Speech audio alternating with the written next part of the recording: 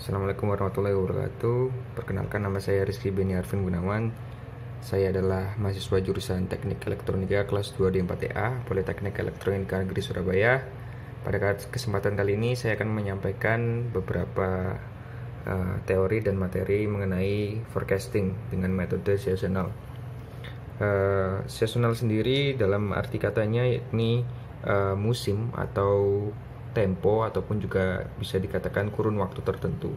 Jadi seasonal ini adalah metode di mana suatu demand akan berpengaruh dengan suatu musim, gitu, musim-musim tertentu.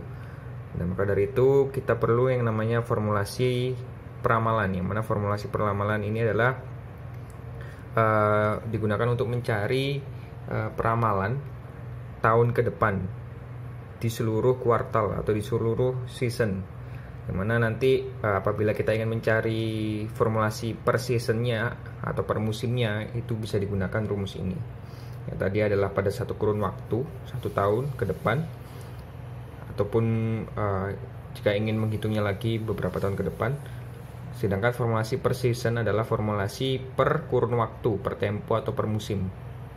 Nah, untuk mencari formulasi persamaan dapat kita gunakan variabel B dan variabel A, yang mana variabel B dan variabel A ini digunakan untuk mendapatkan formulasi peramalan, di mana di sini ada variabel A dan variabel B. Nah, selanjutnya untuk mencari variabel B, rumusnya adalah N dikali dengan sigma T dt, di mana T sama dengan 1 sampai dengan N, di mana N ini adalah periode dikurangi sigma dt, di mana T sama dengan 1 sampai dengan N, dikalikan dengan sigma T, di mana T sama dengan 1 sampai dengan N, per sigma T kuadrat, di mana T sama dengan 1 sampai dengan N, dikalikan N periode, dikurangi dengan sigma T, di mana T sama dengan 1 sampai N, lalu dikuadratkan. Nah, apabila kita telah mendapatkan variabel B, maka kita bisa mencari variabel A. Nah, variabel A di sini adalah sigma dt, di mana T sama dengan 1 sampai dengan N, dikurangi dengan B itu sendiri, variabel B ini. B dikalikan dengan sigma T, di mana T sama dengan 1 sampai N, per N, di mana N ini adalah periode. Nah, dengan ini kita sudah siap untuk menghitung atau mencari forecast peramalan dari sebuah metode peramalan seasonal untuk 1 tahun ke depan. Contohnya seperti tabel hasil penjualan sepeda motor. Ya, kalau misalnya sepeda motor berarti lebih idealnya ini dikalikan dengan 1 juta ya demandnya. Nah,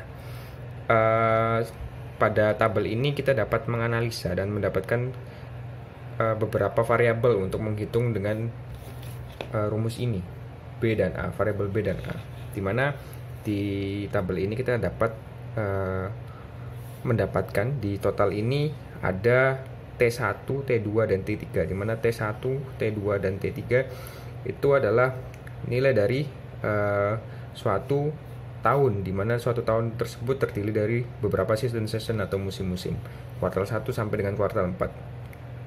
T1, T2, dan T3 ini bisa kita dapatkan, dimana nilai dari sigma T adalah total dari 1 ditambah 2 ditambah 3, yang mana 6. Nah, apabila kita ingin mencari sigma T kuadrat, maka T1, T2, dan T3 ini adalah nilai T biasa. Kalau mau cari kuadratnya berarti kita kuadratkan masing-masing. Kalau kita kuadratkan berarti 1 kuadrat tambah 2 kuadrat tambah 3 kuadrat sama dengan 14. Nah, dengan ini kita bisa mendapatkan nilai sigma T dan sigma T kuadrat.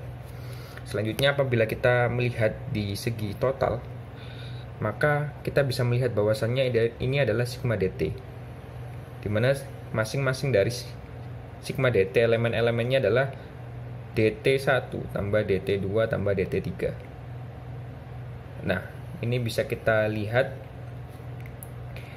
ini adalah sigma DI ya, bukan DT, dimana I itu adalah T ke-1, T ke-2, dan T ke-3. Nah, kalau mau sigma DI itu dihitung atau dicari dengan cara ini. Nah, kalau mau sigma DT, T dikalikan dengan DI, maka kita bisa lihat ya,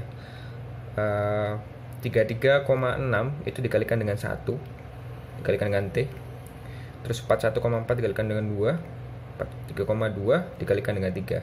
Nah, bisa kita lihat juga hasilnya sigmanya 246 dari masing-masing T dikalikan dengan DI itu tadi. Nah, selanjutnya kita dapat menghitung faktor bobot, yang mana faktor bobot diinisialisasikan S1 sampai dengan S4.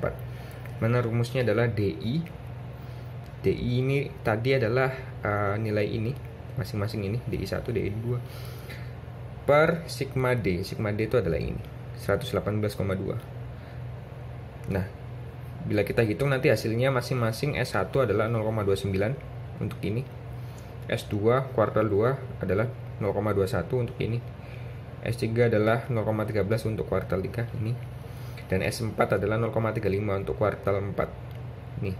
Nah, apabila kita telah menentukan faktor bobot, maka kita bisa menghitung nilai B. Nah, nilai B di sini sesuai dengan rumusnya tadi adalah 3 dikali 246 dikurangi 118,2 dikalikan dengan 6. 3 ini adalah, lihat kembali, N itu adalah jumlah periode 3, 1, 2, 3 dikalikan dengan 246. 246 adalah T dikalikan DT. Nah, ini kita bisa lihat 118,2 dikalikan dengan 6 sesuai dengan rumusnya juga, per 3 kali 14 dikurangi 6 kuadrat. Maka kita bisa mendapatkan hasilnya adalah 4,8. Paham sampai sini? Kita lanjutkan. Apabila kita telah mendapatkan variabel B, maka kita harus mencari variabel A. Nah, kita sudah mencari beberapa variabel untuk menghitung nilai A dan nilai B, maka tinggal kita masukkan saja. Untuk nilai A sama dengan sigma DT, di mana T sama dengan 1 sampai dengan N. Nah, kita bisa udah mendapatkan dengan mudah 118,2 dikurangi 4,8 dikalikan dengan 6, dimana 4,8 itu adalah nilai B itu sendiri, ini dikalikan dengan 6 sesuai dengan rumus T, sigma T per 3 ini adalah periodenya 29,8. Nah, jika teman-teman itu nanti dapat ketemu B adalah 4,8 dan A adalah 29,8.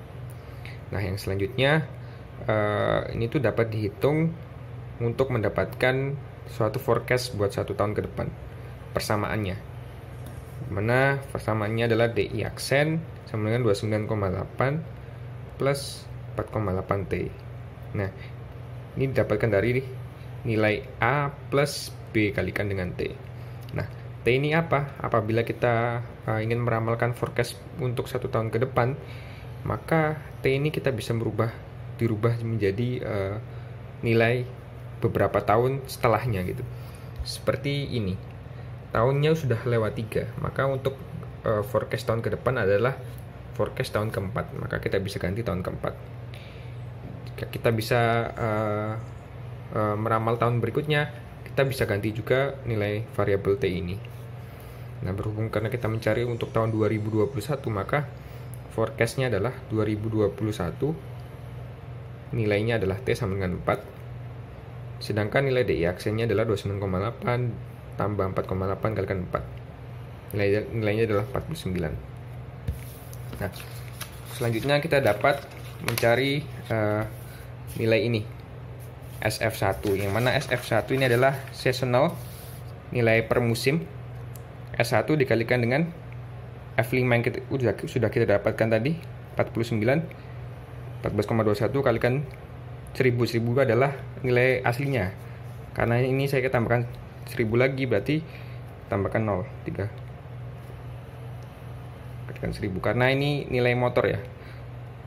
Nilai motor ini nggak mungkin kalau cuma 14.210. Nah, selanjutnya begitu juga dengan SF2, SF3, dan SF4. Maka kita dapat nilai per musim atau per kuartal. Ya, itu aja dari saya. Demikian. Wassalamualaikum warahmatullahi wabarakatuh.